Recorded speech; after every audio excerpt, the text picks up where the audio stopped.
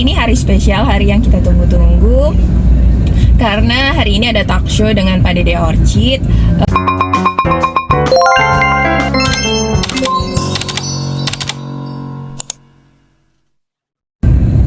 Hai, halo semuanya. Kembali lagi dengan Ica Item di sini. Hari ini aku mau bikin konten ke Bantul Orchid Expo hari ketiga. Nah, hari ini hari spesial, hari yang kita tunggu-tunggu. Karena hari ini ada talk show dengan Pak Dede Orchid. Ini kebetulan aku sudah ada di perjalanan. Aku sedang terkena lampu merah. Aku excited banget hari ini. Jadi aku akan bertemu dengan Master of Master dari Peranggerekan Indonesia. Nah, ikuti keseruan aku hari ini ya. Jangan lupa tonton video ini sampai habis. Setelah ini aku akan balik kameranya menjadi kamera belakang ya, agar teman-teman yang sedang tidak bisa hadir atau yang sedang berhalangan bisa tahu lokasi terkini dan suasana di Jalan Jogja. Nah, ikuti keseruan aku ya. Aku balik dulu kameranya. Bye-bye. Nah, ini kita sudah sampai di perempatan Giwangan. Kita ambil ke arah selatan ya teman-teman ya. Ini sudah jam 10 pas. Tadi sempat macet di jalan ya, tapi nggak apa-apa, ini sudah dekat dari lokasi. Nah, kita lurus terus ke arah selatan sampai di pertigaan, aku kurang tahu namanya. Nah, ini di jalan, kita sedang ada di Jalan Imogiri Timur KM 6 Banguntapan, Bantul, Yogyakarta. Ini kondisi terkini ya di hari Sabtu tanggal 27.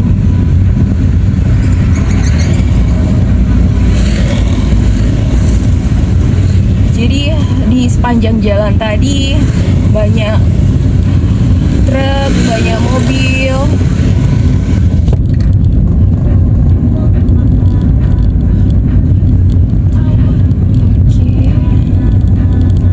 Kemarin aku sempat kelewat dari pertigaan yang harusnya aku belok ke kiri, karena aku baru pertama kali juga. Apalah aku tanpa Google Map. Kalau untuk teman-teman sendiri biasanya kalau ke mana gitu menggunakan Google Map atau tanya dengan apakah menggunakan Google Map atau bertanya dengan seseorang? Jadi kemarin aku kelewat kan, karena aku nggak buka Google Map. Terus aku berhenti di sebuah toko. Lalu aku bertanya dengan mbak-mbak penjaga toko, "Mbak, tahu lembah desa nggak?" "Oh, banyak kelewatan. Harusnya pertigaan tadi yang ada gorengan dan patokannya itu chicken crust." "Oh ya, oke. Terima kasih." Terus aku beli minuman dan aku putar balik. Nah, ini hari ketiga ya, hari ketiga di pameran, dan tapi ini hari kedua aku menghadiri acara Bantul Orchid Expo. Jadi ini aku sudah paham jalurnya. Jadi kita let's go, ikuti keseruan hari ini ya. Oke. Jadi di depan ada terlihat ya, ada chicken crust atau ada hara chicken. Kita belok ke arah timur. Nah, ini dia ada tulisannya Lembah Desa. Kemarin aku nggak baca tulisannya karena aku fokus di jalan kan. Nah, ini dia, ini adalah Jalan Mahoni Grojogan Wirokerten Banguntapan. Jadi ini ya, kemarin yang hari pertama aku nggak sempat rekod dari awal. Nah, ini aku rekod dari awal.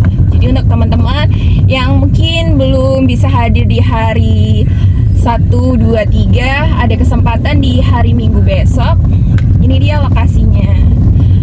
Sepertinya ini hari ini untuk parkiran jauh lebih banyak ya, karena ini mungkin hari weekend. Nah, itu dia, kita siap-siap sign ke kanan.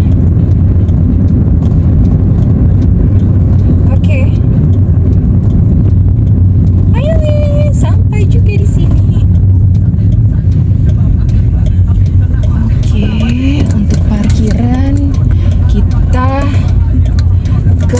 parkiran yang di arah masjid lagi ya.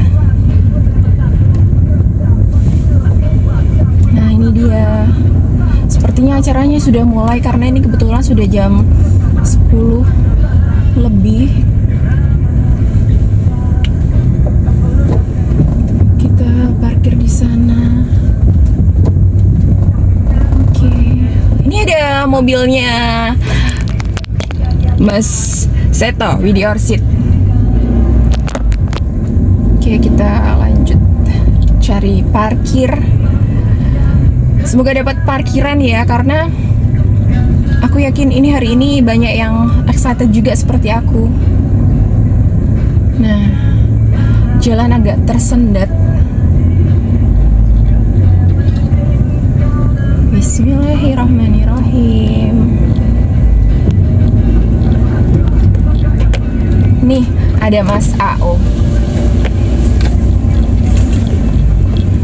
Halo Mas AO.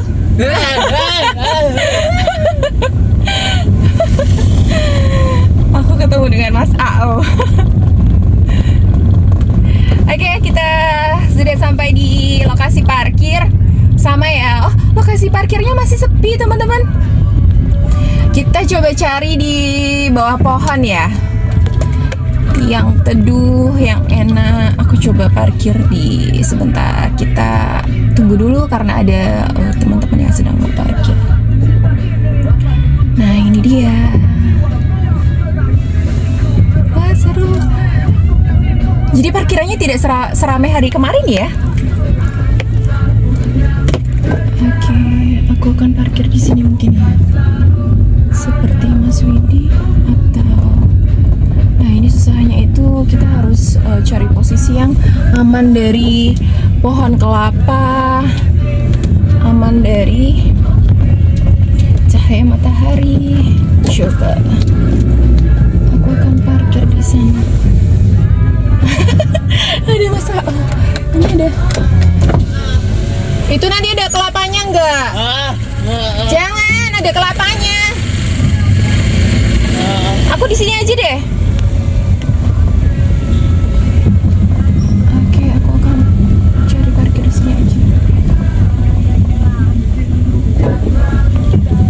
Kayaknya aku dijemput sama Mas A. Hah? Iya, mau parkir di sini. Putar balik dulu. Kamu jemput aku? Thank you. Aku parkir dulu, atret. Aku dijemput sama Mas A. Acaranya udah mulai belum? Guys. Motormu awas, guys. Itu motormu awas. Itu motornya awas.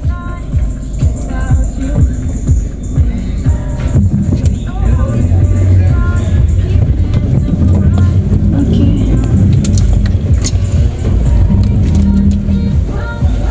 Lagi? Lagi nggak? Hah? Udah? Oke. Alhamdulillah sudah sampai lokasi. Kita lanjut. Aku dijemput sama Mas AO.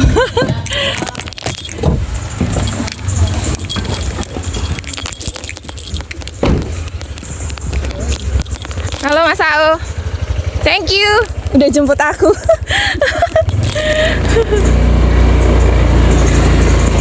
Yuk kita lanjut. Tak pikir udah banyak banget yang datang. Udah jam 10 lebih.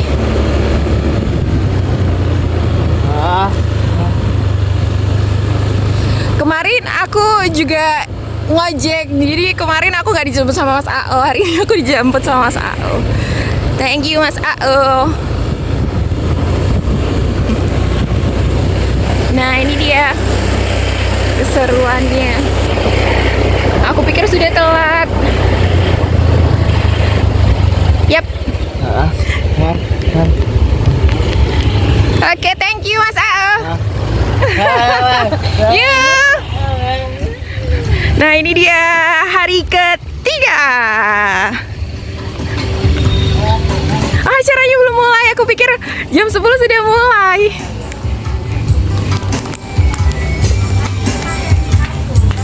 Nah, kita sapa dulu. Ada Ibu Widi. Halo. Halo Mas. Aku pikir udah mulai acaranya. Belum. Oke. Ini masih sepi. Kita mulai lagi dari depan sini. Halo.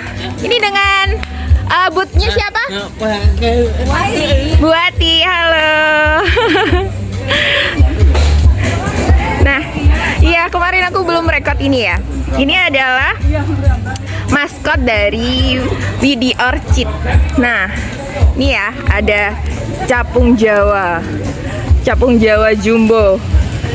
Kemarin sempet ditawar tapi belum dilepas sama Mas Eto. Karena susah ya cari capung Jawa. Nah, itu untuk detailnya. Lalu di sini ada ID lipstick Wongleng. Untuk bunganya seperti ini. Ini juga sama. Lipstick Wongleng. Oh, tapi ternyata ini bunganya beda ya, Bu, lipstick Wonglengnya. Oh, gitu. Halo, Ibu. Sendirian? Oh, belum kesini, tapi kok udah ada mobilnya di depan? Oh, di dalam. Aku pikir hari ini aku telat karena kan acaranya jam 10 kan. Aku jam 10 masih di ring road. Hari ini bawa apa aja? Nah, ini ada seedlingan Indii. Ada seedlingan welirang, Bu. Dan lain sebagainya. Ada Indonesia Damai. Boleh spill harganya, Ibu? Oh, ini untuk seedling. Usia berapa, Ibu? 8 bulan, 20.000 saja. Nah, kalau yang ini untuk ini Numimbah Beauty. Numimbah Beauty-nya 35. Oh, 35. Jadi untuk teman-teman yang mau merapat.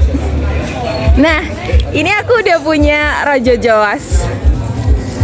Produknya dari Widi Orchid. Nah, ini ada ID Wongleng X Imelda MM. Untuk bunganya seperti ini ya. Nah, kemudian di sini ada capung Farping. Untuk bunganya seperti ini.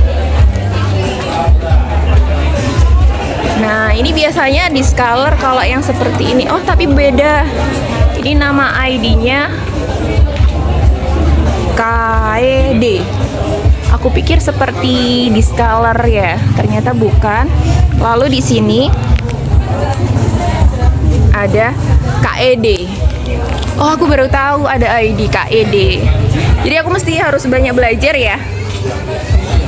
Nah, di sini juga ada Kaisar. Untuk bunganya seperti ini. Ini untuk ID-nya.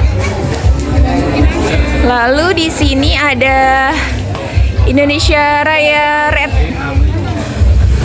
Ah, di sini ada Burana Green Variegata. Oh, dia size-nya sudah besar ya. Jadi ya kalau untuk Variegata di pinggir listnya dia ada gurat-guratan putih. Jadi Variegatanya ada di pinggir ya. Assalamualaikum.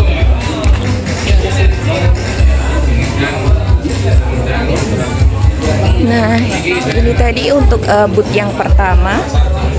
ID-nya ada Budiono. Nah, ini ada harga terpampang nyata 650.000 untuk ID HTO 218.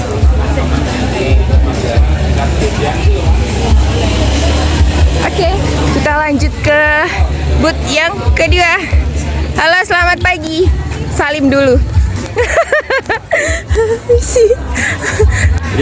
Pak Dede Orchid udah mulai. Kita ke sana dulu.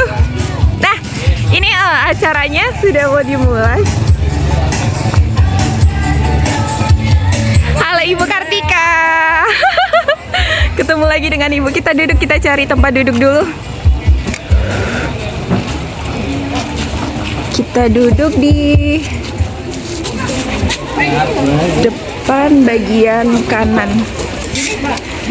Ibu, Ada yang duduk nggak Mas? Yang kanan? Oke, permisi. Silakan segera dimulai. Ya, ini dia.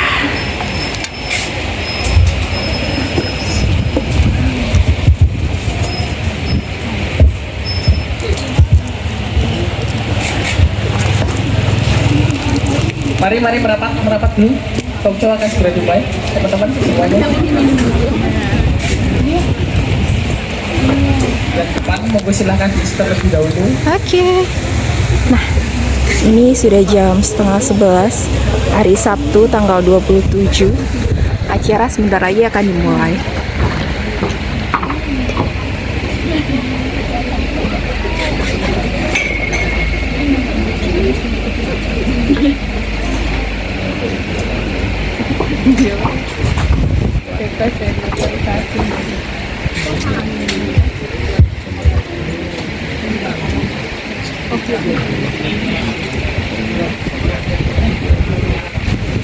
Assalamualaikum warahmatullahi wabarakatuh. Waalaikumsalam warahmatullahi wabarakatuh. Selamat datang kepada para hadirin yang akan menyaksikan talk show kita bersama dengan master kita, Mas Desdia Santoso Estos.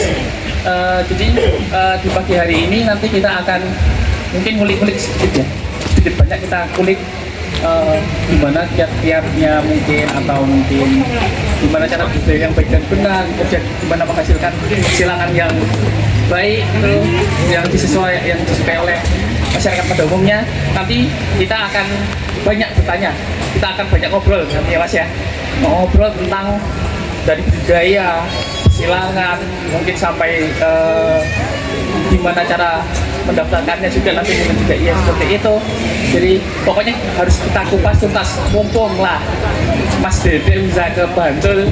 Kapan lagi toh Mas Dede bisa ke Bantul ngisi di sini di acara talk show ya. Oke, baik, tidak usah berlama-lama lagi ya Mas. Mungkin ini karena tamu yang datang juga alhamdulillah bisa banyak.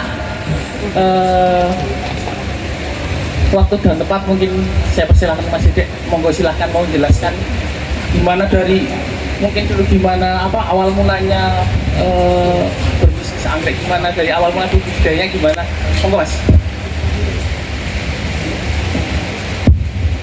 Baik, pertama-tama kami ucapkan terima kasih atas undangannya.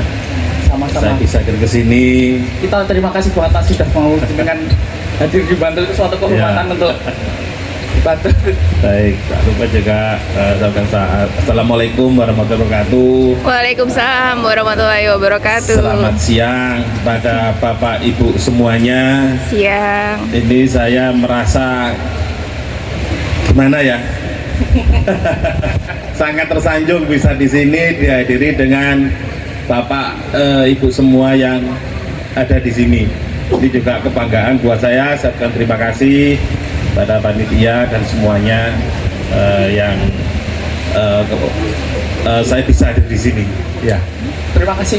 Ini sebelumnya sebelum ngobrol lebih panjang lagi, mungkin kita dari panitia mau cerita. Awalnya Mas Dede itu datang tuh harusnya hari Kamis waktu pembukaan. Beliau sudah dijadwalkan seperti itu, cuman pas beliau ada kebetulan undangan dadakan dari Kementerian Pertanian. Nah dari situ, wah kita udah ketar-ketir sih Mas Dede, kayaknya kok ada undangan. Tapi alhamdulillah ternyata masih bisa disempatkan hari ini bertemu dengan kita. Terima kasih banget ya Mas Dede, kita beri plus dulu untuk Mas Dede. Yeay. Jadi mungkin ini ya Mas, mungkin dari bisa cerita dulu gimana awal mulanya dulu bergelut di anggrek kan. Mas Dede dulu awalnya kan kuliah di Fakultas Ilmu Administrasi ya kalau tidak salah di Universitas Brawijaya, tapi kok malah bisa jadi budidaya anggrek itu gimana Mas awalnya mungkin? Oh iya, jadi saya sedikit cerita gimana sih awalnya kok bisa saya terjerumus ke jalan yang benar ini. Awalnya ya memang saya lulus waktu itu dari FIA, Fakultas Ilmu Administrasi Niaga. Nah kemudian karena saya juga lulus bukan mahasiswa yang pinter, jadi saya ngelamar sana sini ditolak.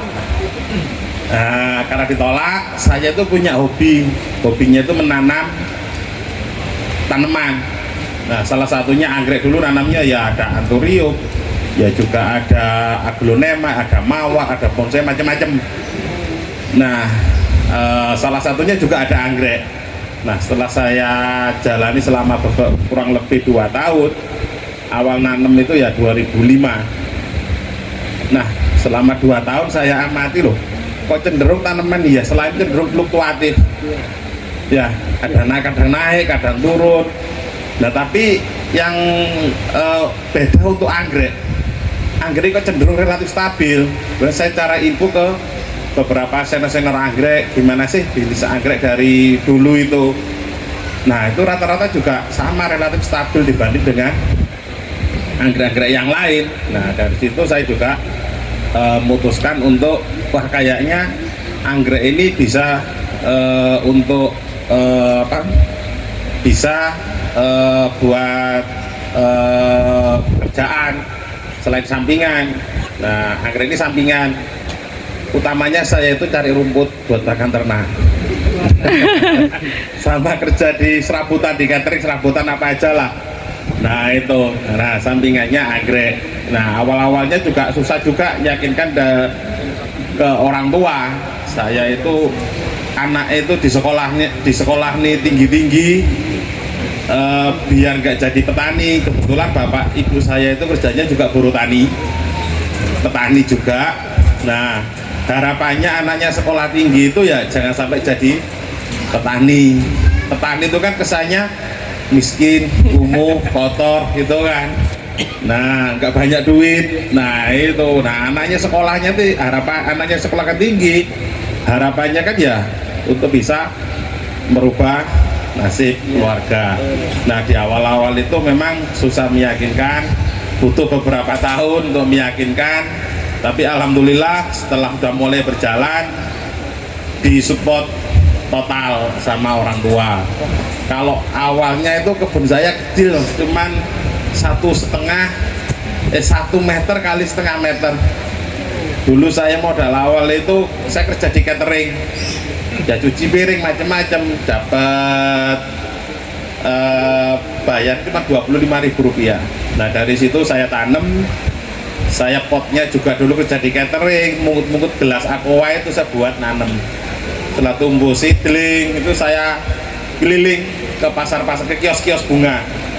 Saya tawarkan, nggak ada yang mau. Akhirnya saya titipkan, setiap hari Jumat itu saya keliling ngambil yang laku, dibayar, yang nggak laku itu saya ambil kembali. Karena bakul itu biasanya nggak mau ngerawat, cuma mau jual aja. Nah, jadi biar seger, penampilan seger saya ambil, saya tukar, nanti saya belikan lagi. Seperti itu. Oh, jadi gitu ya, awal mulanya tuh Mas Dede pernah perjuangan untuk memulai bisnis anggrek itu, ternyata dibalik kesuksesannya sejauh ini itu luar biasa cara dia membuka jalannya itu. Oh, dan yang pasti siapa sih yang nggak kenal sama Mas Dede ini? Mas Dede kan salah satu ya yang membangkitkan peranggekan di Indonesia menjadi lebih maju lagi. Owner JD Orchid, silangannya kenal di mana-mana, udah sampai ke luar negeri juga. Siapa sih yang nggak kenal Deo? Iya. Jadi kita harus banyak belajar mumpung di sini. Ya kita banyak tanya ya. Nanti mungkin nanti mungkin dari saya dan dari para hadirin sini nanti mungkin akan banyak tanya ke jenengan ya Mas. Ya. Oke. Nah, terus cara meyakinkan orang tua tadi gimana Mas untuk bisa ternyata jadi petani anggrek itu bisa jadi sukses ini gitu. Iya, waktu itu ada pameran ke luar negeri. Saya kebetulan ikut di organisasi ya di organisasi anggrek. Waktu itu ada kegiatan mau pameran di Singapura. Nah, jadi saya setahun sebelumnya itu nabung, cari duit buat bisa ke sana sambil belajar anggrek. Kemudian saya izin ke orang tua, saya mau ke Singapura. Loh, mau apa?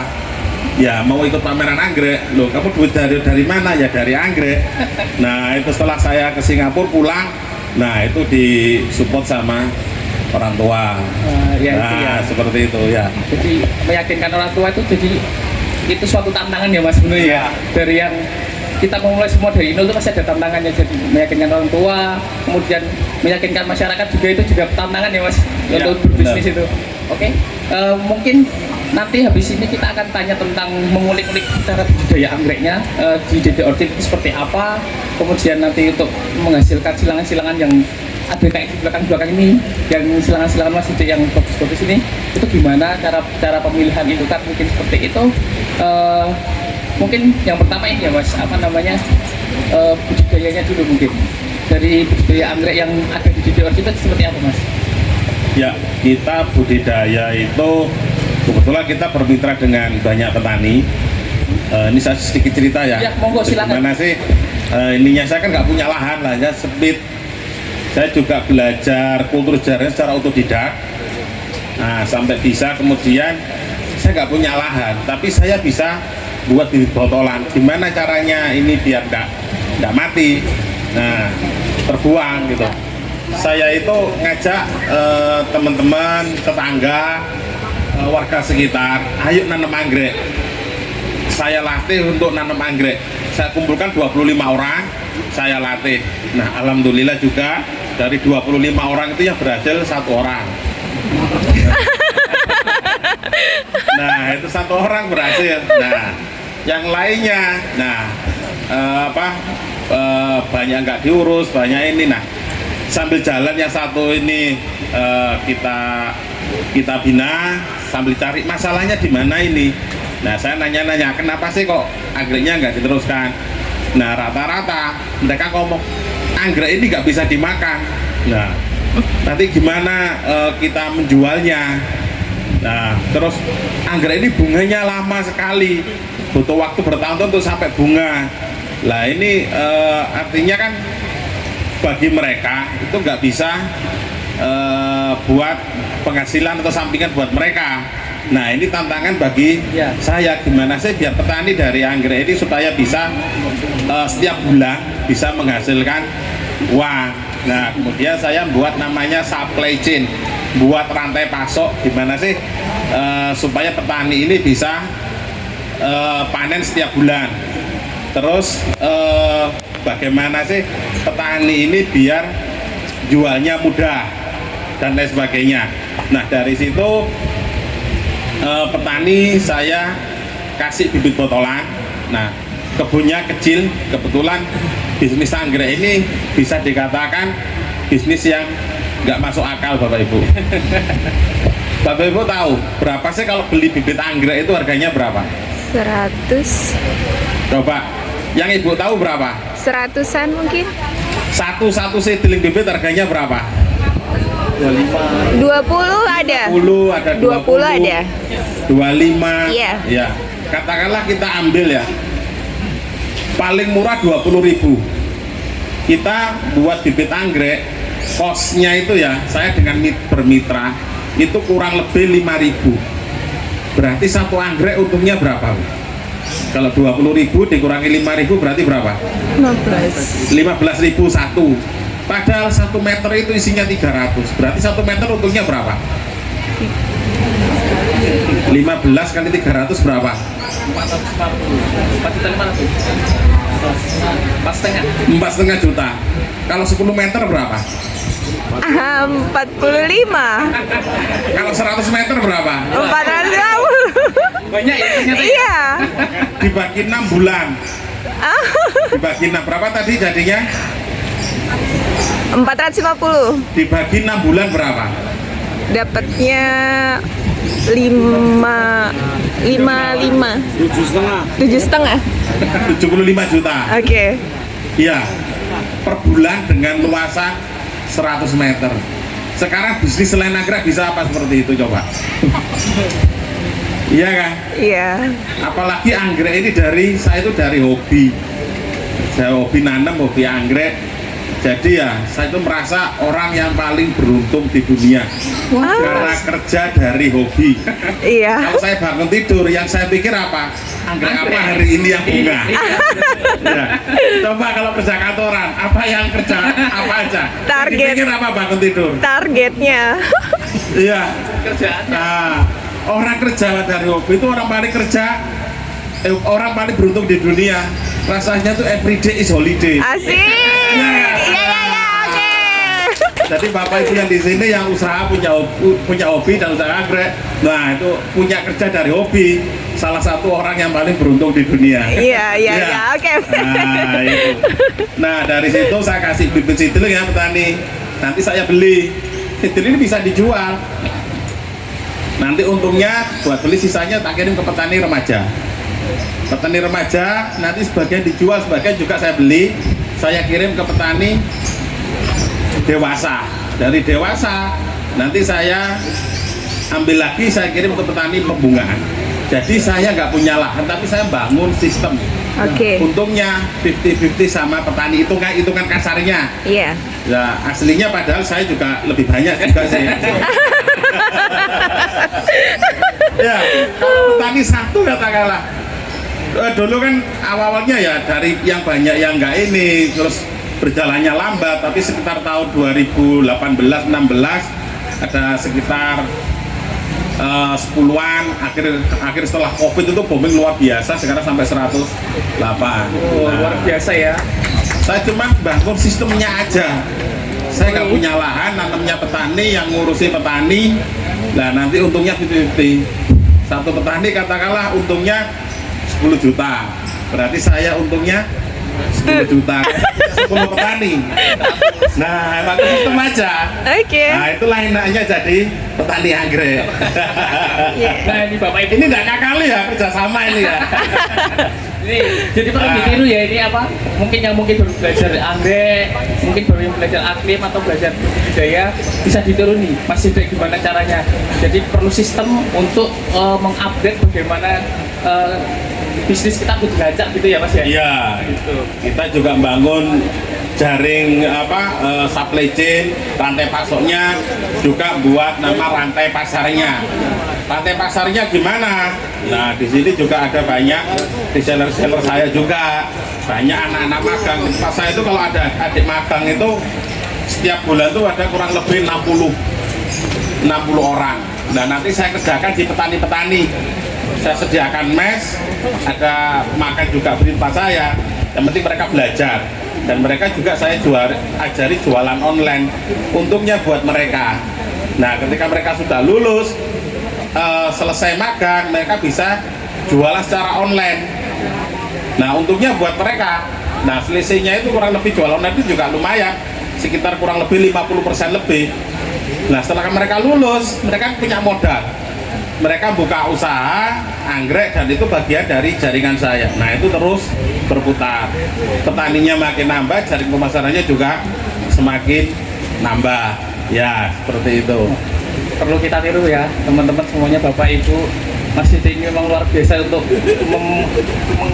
membuat teman-teman semuanya ini yang di bawah bimbingannya Mas Sidek jadi juga ikut jualan, juga mendapatkan hasil yang dibikin oleh Mas Sidek, silang-silang Mas Sidek.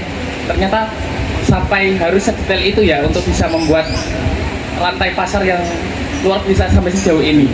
Jadi mungkin nanti bisa diceritakan lagi Mas lebih detailnya gimana untuk teman-teman nanti, misal di sini Bapak Ibu yang mau nanti mungkin bisa belajar ke tempat Mas Sidek itu gimana, nanti mungkin ada yang pengen juga, mungkin di sini ada yang mau belajar juga jadi seller kayak gitu mungkin. Boleh, kalau mau belajar di sana boleh, belajar ke kami ada. Kita juga mengembangkan dengan teman-teman Karang Taruna, warga sekitar. Kita ada namanya wisata edukasi Kampung Anggrek.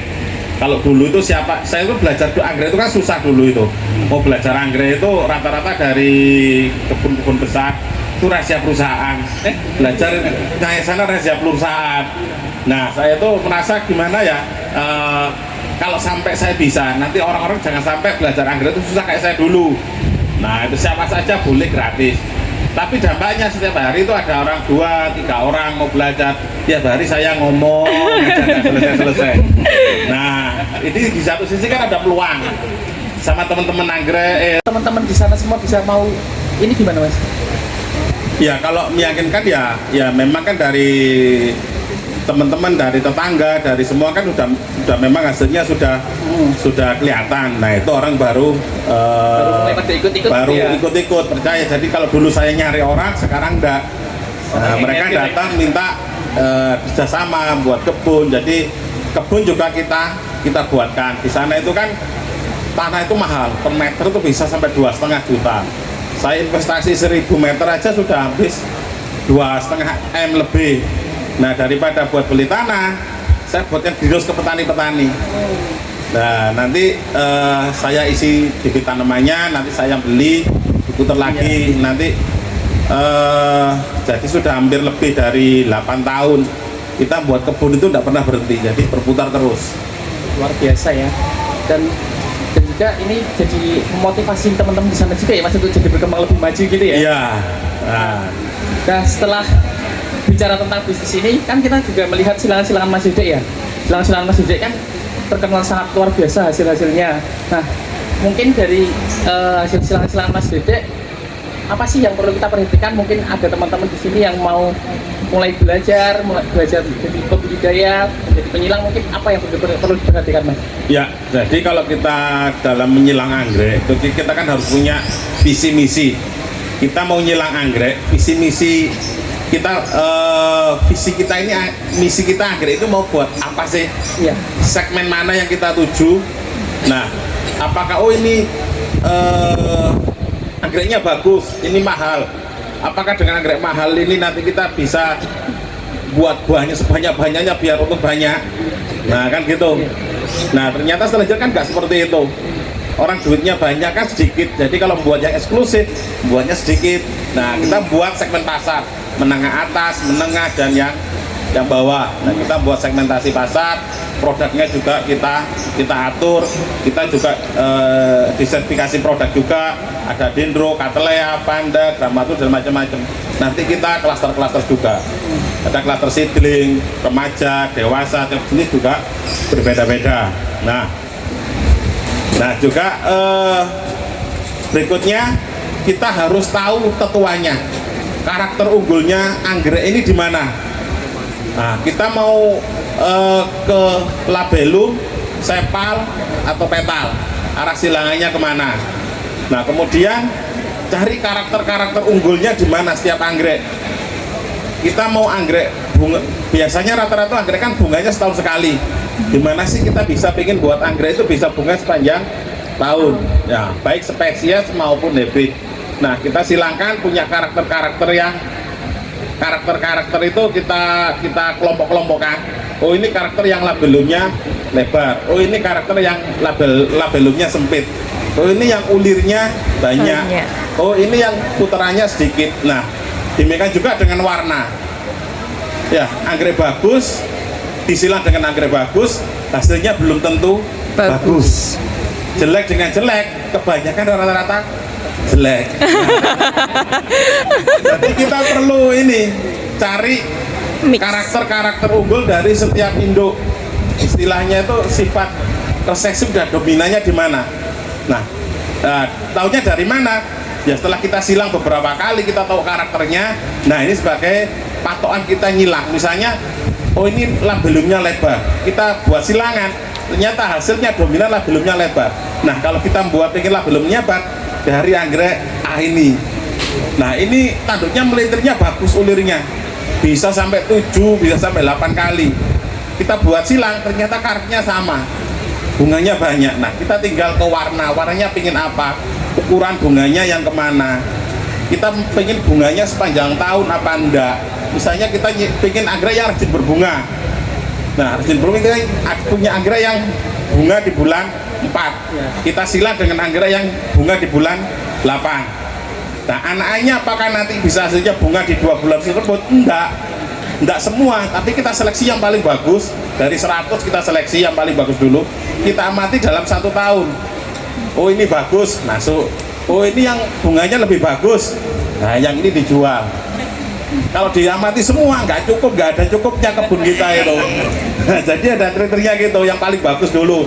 Nah kita ngumpul yang paling bagus, kita amati selama setahun, bunganya berapa kali, kemudian tingkat ketahanannya, adaptasinya gimana. jumlah kuntumnya, tangkainya jumlahnya berapa, susunannya gimana, bolak-balik apa enggak. Nah itu kita kumpulkan. Nah nanti buat baru, oh ini punya karakter unggul. Apakah ini nanti buat silangan bagus? Belum tentu juga. Itu kan yang tampak bagus, tapi kadang-kadang buat silangan juga banyak yang melesetnya. Nah kita buat silangan beberapa kali, kalau hasilnya bagus, oh berarti ini layak buat induk. Kalau buat beberapa tampaknya bagus disilang, kalau nggak bagus nggak layak buat induk, dijual saja. Nah itu nanti kita nyilang setiap bulan, itu saya nyilang kurang lebih sekitar 200 silangan setiap bulan. Jumlahnya kita batasi, nggak banyak setiap silangan, kadang yang eksklusif buat 5 saja, kadang 2 botol aja, sisanya dimusnahkan. Nah bayangkan Bapak Ibu tentu kan gini, anggreknya bagus, harganya mahal, buat sebanyak-banyaknya biar untungnya banyak. Enggak salah. Itu kan? Iya. Padahal enggak, yang beli mahal itu orangnya sedikit, jadi buatnya sedikit aja, kalau buat banyak. Jadi Kita banyak untuk ngopeni, merawatnya, nah, itu perlu biaya. Sedangkan anggrek yang lain butuh tempat yang baru. Nah ini nanti kalau nggak terlalu banyak yang bagus, nggak puterannya lambat. Nah ini nanti mengacau siklusnya tadi itu. Nah seperti itu. Jadi gitu ya Mas, jadi semua harus diperhatikan dulu induknya seperti apa, nanti hasil anak-anakannya juga apa dia perhatikan. Terus nanti kalau udah diseleksi, jadi indukan baru gitu ya Mas ya, berarti ya? Iya, diseleksi, diamati, kita silang beberapa kali. Nah, kalau hasilnya bagus-bagus, nah ini layak jadi induk. Terus nanti dari hasil-hasil itu kan biasanya ada lomba-lomba ya Mas, di kontes-kontes gitu. Iya. Itu biasanya kriteria-kriteria apa aja sih Mas yang mungkin bisa patokan teman-teman nanti kalau misalnya mau ikut kontes gitu Mas? Nah, biasanya kan ada beberapa kategori kalau buat lomba. Nah yang pertama itu biasanya kalau lomba orang Asia ya, Asia Selatan, nah itu biasanya sukanya warnanya gejreng-gejreng. Nah kita seleksi yang warnanya gejreng-gejreng, yang laku di pasaran, yang warnanya gejreng, susunan bunganya rapi, jumlah tangkainya banyak, kemudian jumlah kuntumnya juga banyak, kemudian sosok pohonnya juga bagus, nah bebas hama penyakit. Nah yang perlu penting juga tingkat kerajinannya, karena kalau anggrek itu nggak rajin bunga, misalnya setahun sekali atau 2 kali, berarti kita kemungkinan untuk bisa lomba anggrek itu kan cuma 2 kali berarti. Tapi kalau rajin berbunga misalnya sepanjang tahun, berarti kalau ada event lomba setiap saat itu bisa dilombakan. Nah seperti itu. Jadi ada nilai positif sendiri ya Mas berarti ya untuk kerajinan berbunga. Iya. Kalau untuk jenis spesies atau jenis-jenis tertentu, nah itu biasanya ada yang misalnya keunikan sendiri. Kemudian tingkat kesulitan melihara anggrek itu ada poin-poin tertentu.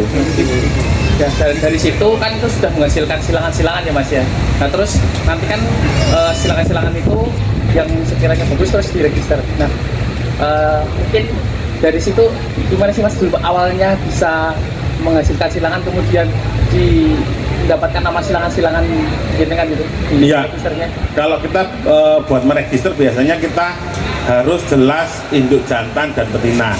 Nah bagi Bapak Ibu dan mas-mas semua, kalau mau nyilang usahakan harus Bapak Ibunya harus ada ID-nya harus jelas. Jelas ya berarti ya Mas ya? Iya. Nah itu. Kemudian waktu tanggal menyilang, nah ini harus ditulis tanggal nyilangnya kapan. Nah kemudian identitas dari induknya sudah lengkap. Nah nanti anaknya itu juga diidentifikasi, tingginya berapa, daun, ukuran sepal petal, labelum dan semuanya. Nah nanti kita kirim biasa secara online bisa. Nah itu kita isi. Nah nanti pembayarannya juga bisa kartu kredit atau via transaksi internasional bisa. Di RHS ya Mas ya? Di RHS seperti itu. Oke. Kemudian terkait ini Mas mungkin budayanya yang tentang perawatannya. Mungkin teman-teman di sini kan banyak yang punya anggrek, tapi kok mungkin di kita ya mungkin kok anggrek itu tidak bisa sesubur di tempat kayak Mas Yuda gitu. Mungkin pertanyaannya itu ya, dan perawatannya itu kayak gimana, terus habis itu kalau misalnya kena hama penyakit tuh yang atasinya gimana? Mungkin pertanyaan teman-teman itu sebenarnya itu Mas. Ya. Gimana Mas mungkin tadi?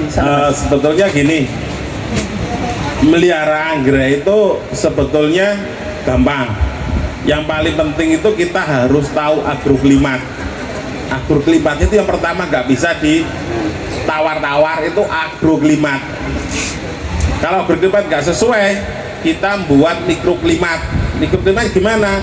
Ya kita buat misalnya buat greenhouse. Ya, tujuannya kan buat agroklimat yang semirip mungkin dengan habitat anggrek dari alamnya, sesuai dengan kebutuhan anggrek tersebut. Nah ini biasanya banyak ibu-ibu itu yang nanam anggrek itu kalau nggak bunga-bunga nanya pupuknya apa buat pembungaan. Nah itu. Nah untuk pembungaan ini kan banyak faktor, ada faktor genetik tadi yang memang anggreknya bunganya setahun sekali. Nah setahun sekali ini walaupun dipupuk apapun biasanya juga susah, nggak bunga-bunga kalau nggak musimnya. Yang kedua itu faktornya adalah agroklimat. Agroklimat itu apa sih? Nah, agroklimat itu meliputi suhu, kelembapan, sirkulasi udara, cahaya, dan ketinggian tempat tadi. Itu faktor yang paling menentukan. Coba Bapak Ibu tahu nggak anggrek di hutan itu? Ya, nggak ada yang nyiram tuh tumbuhnya kan subur. Iya. Ya nggak ada yang mupuk, nggak ada yang ini. Benar. Kok bisa tumbuh subur? Nah, itu karena agroklimatnya yang sesuai. Nah, karena kita bawa ke tempat kita, tentu agroklimatnya kan nggak sesuai. Iya. Nutrisinya yang tersedia di alam, nggak ada di kebun kita. Maka kita perlu pupuk. Pupuknya, ya pupuk itu sebagai ganti untuk nutrisi. Nah, agroklimat ini secara umum dibagi 3. Nah, misalnya dari ketinggian, ada dataran tinggi, menengah, dan rendah. Dari suhu juga, dari cahaya juga, dan ketinggian juga. Nah kita buat semirip mungkin sesuai dengan kebutuhan. Jangan sampai biasanya Bapak Ibu tuh pengen semua anggrek dikoleksi. Ada dendro, ada cattleya, ada vanda, ada arachnis, ada yang besar, ada yang kecil. Medianya macam-macam, ada areng, ada moss. Terus nggak bunga-bunga, pengen pupuknya apa? Ya dipupuk apapun ya nggak bisa. Kan ada yang anggrek suka kering, ada suka basah, ada suka teduh, ada suka panas. Kalau greenhouse-nya tempatnya panas, yang bagus ya tipe panas, yang tipe teduh kalah. Demikian juga sebaliknya. Nah kalau pengen dalam satu kebun, usahakan ukurannya seragam, jenisnya sama, karakternya sama. Nah kalau pengennya berbeda, buat lagi kebun lagi, greenhouse lagi. Oh yang ini khusus panas, yang ini khusus sedang, ada ini yang khusus teduh. Nah misalnya apa sih yang teduh? Yang teduh ini misalnya anggrek Phalaenopsis bisa teduh, Cattleya itu sedang, Vanda sedang. Nah kalau yang panas misalnya Dendrobium, kemudian ada Arachnis, ada Gramatobilum. Nah itu suka panas, tapi kalau dibolak-balik ya enggak bisa. Kadang-kadang saking kita sayangnya pada tanaman yang harusnya panas kita teduhkan. Kita teduhkan karakternya sukanya kering, kita sirami tiap hari. Bosok. Itu nanti kalau sudah bosok tanya obatnya apa. Bener enggak? Nah itu yang diperhatikan adalah agroklimat. Ya, Bapak Ibu. Agroklimatnya ya berarti kalau yang paling penting dalam budidaya anggrek, jangan sampai kita salah pilih juga, terus kita malah saking sayangnya tadi kayak kata Mas juga, malah kita yang membunuh tanaman itu sendiri ya Mas. Iya. Gitu. Pembunuh anggrek paling banyak itu kolektor anggrek, Bu. Bener. Gitu ya. Mungkin ini nanti dari sebentar, berikutnya adalah pupuk dan pengendalian hama penyakit. Ini mau kelewat. Nah karena di alam itu nutrisi dengan alam kita bawa ke tempat kita, tentu tidak ada nutrisinya tidak sama dengan yang ada di alam, maka kita perlu pupuk. Nah pupuknya itu bisa kalau di anggrek bisa pupuk daun. Nah kalau tanamnya kecil-kecil, nah pupuk daun kandungannya N-nya tinggi. Kalau remaja NPK rata, kalau dewasa untuk pembungaan yang NPK yang PK-nya tinggi, bisa pakai pupuk daun. Mereknya macam-macam. Nah, mau disebutkan apa enggak mereknya? Boleh. Sponsor utama juga nih mas. Kenapa? Jadi di sini ada sponsor juga utama ini apa namanya? Kita juga bisa pakai pupuk namanya Alitura. Jadi pupuk iya. ini juga bisa digunakan gitu loh. Oke. buat Ya, anggrek. bisa. Yang penting unsur makro mikronya tadi ada. Nah, itu. Dan tak lupa adalah pengendalian hama penyakit. Kalau skala hobi ada penyakit disemprot, oh enggak apa-apa. Tapi untuk bisnis, anggrek ini yang kita ini kan estetikanya yang dihargai tinggi. Nah, jangan sampai anggrek ini waktu ini bunga bolong dipangan, kelelet, dimakan ulat, dimakan belalang. Nah, jadi harus preventif, harus rutin penyemprotannya, baik itu insektisida, fungisida, dan akarisida. Sudah tahu fungsinya masing-masing? Sudah. Nah, kalau insektisida itu untuk serangga, Iya. kutu-kutuan. Nah, kalau fungisida Fungi. itu untuk jamur biar anggreknya nggak busuk. Iya. Nah, kalau akarisida itu untuk tungo, biasanya di bawah daun yang kayak karat. Nah, itu akarisida. Nah, itu harus rutin. Pemakaiannya rutin, harus sesuai dengan dosisnya. Nggak boleh lebih dan nggak boleh kurang. Kalau misal lebih gimana mas? Kalau lebih itunya keras, itu akan merusak tanaman. Kalau kurang, penyakitnya nggak mati, nanti bisa kebal. Nah, harus sesuai. Kemudian safety juga harus diperhatikan, pakai sarung tangan, pakai masker, nyemprot jangan melawan arah angin. Arah angin. Nah, itu. Kemudian waktunya juga harus tepat. Kalau bisa mupuk dan nyemprot itu pagi hari. Kalau pupuk bagusnya pagi hari. Kalau pestisida pagi hari atau sore hari. Apa dicampur bisa? Kalau teorinya nggak boleh. Tapi kalau satu-satu ribet. Jadi kalau saya campur, yang penting anggrek bagus berarti cocok. Nah, itu. Pokoknya ada beberapa bahan aktif memang yang nantinya saling melemahkan. Nah, dari situ pokoknya kita coba anggreknya bagus, penyakit nggak ada, oh berarti ini cocok. Nah, kemudian juga penggantian bahan aktif yang berbeda berganti secara berkala. Mungkin sudah 2 kali pemakaian harus ganti merek. Tujuannya tidak kebal tadi. Nah, misalnya oh ini racun saraf. Oh, besok misalnya racun lambung, ganti pemakaian berikutnya. Nah, itu bisa diatur tadi untuk tidak kebal, baik fungisida, insektisida maupun akarisida. Nah, pupuk kalau memang sudah bagus bisa tetap, kalau pengen nyoba-nyoba bisa dikontak-kanti juga, karena ada pupuk yang kandungan makro mikronya juga berbeda-beda. Nah, ini tergantung kondisi tempat juga bisa berpengaruh. Ya. Banyak sekali ya yang kita peroleh dari talk show kali ini. Mas itu sudah mengutarakan banyak hal. Jadi mungkin terima kasih ya Mas sudah memberikan informasi yang sangat luar biasa. Merit dan juga FCC. Oke. Nah, itu. Ya. Terus yang kedua boleh tutorial langsungnya. Tutorial bisa enggak Mas? Nyilang. Yang seperti Ada pensil enggak nih, bawa pensil buat nyilang. Iya. Ada punya pensil enggak? Pakai pulpen gimana Mas? Pensil. Saya bawa pensil enggak? Ada yang bawa pensil. Ini ada ini sebentar Mas.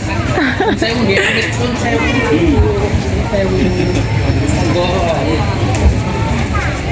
Satu, dua. Lah, bunga jantannya di sini, ini kolom, ada labellum dan kolom. Nah, terus kenapa saya dapat ngilang, kenapa kok harus pakai pensil? karena runcing.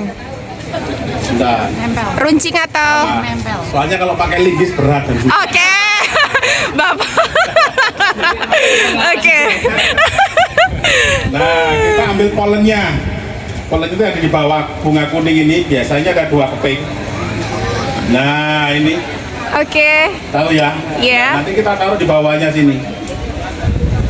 Nah, tapi tempel di pohon. Nah, Oh. kalau kita ngilang dalam satu pohon, itu namanya selfing. Oh, selfing ya. Kalau sama-sama dendrobium, beda jenis, itu namanya crossing. Crossing. Kalau kita namanya dalam satu genus beda section, misalnya lotorea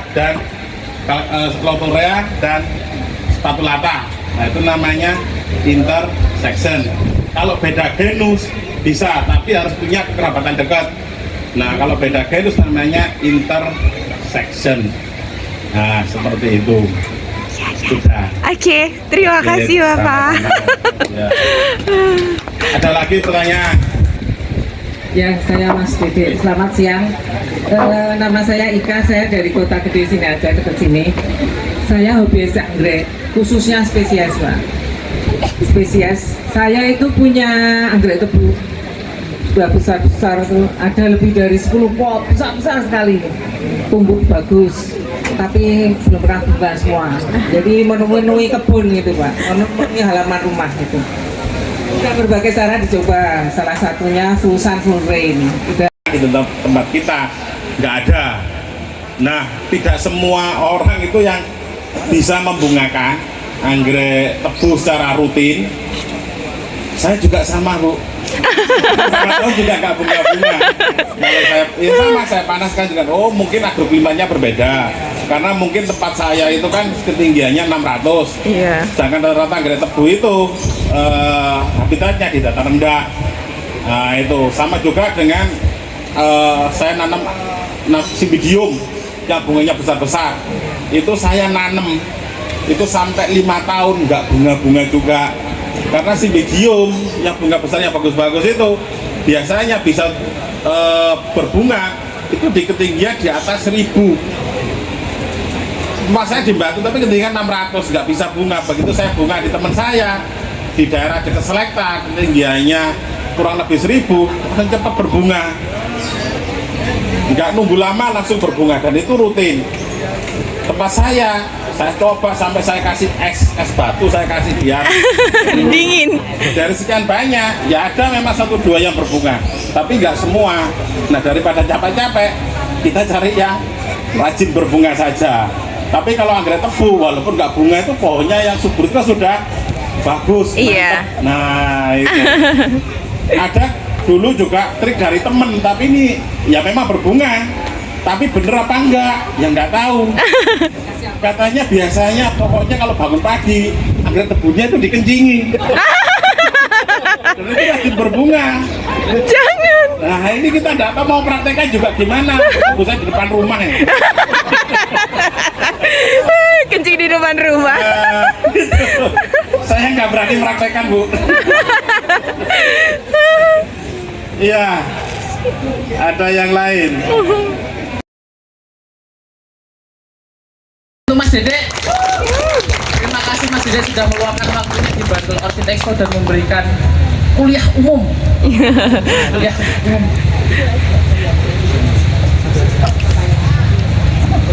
Mas Dede kan kasih pertanyaan ke yang sudah hadir. Iya, nanti kita kasih ada 2 ketek. Katelia silakan jenengan. Baik. Oh ini katelia dari saya ini ya. Oh.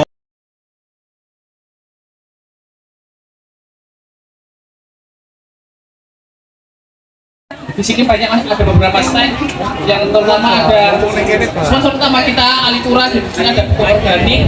Dia komposisinya jelas, silakan yang mau tertarik untuk pupuk Alituranya disilakan. Kemudian untuk sini ada beberapa stand, ada Astuti Anggrek, ada Serupun Orchid, ada AAPB, ada Dede Orchid, kemudian ada Anggrek Matri, ada Gelis Anggrek, ada Widi Orchid dan Kebun Anggrek.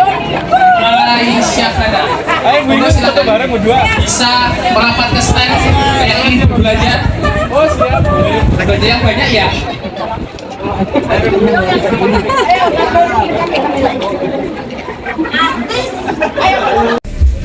Oke, waktu sudah menunjukkan jam 3 lebih sedikit. Ini aku sedang ada di parkiran. Aku nunggu mobil dingin dulu. Jadi ini hari ketiga ya. Aku habis baterai guys. Jadi aku terlalu excited dan aku bertanya dengan Pak Dede Orchid dan aku sempat foto juga dengan Pak Dede Orchid. Jadi aku puas untuk hari ini. Terima kasih Bantul Orchid Expo.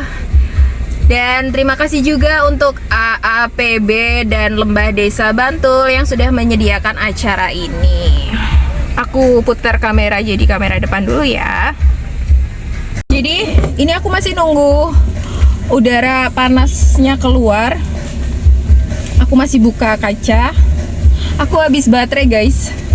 Jadi energiku habis terserap karena ternyata seseru itu acara hari ini.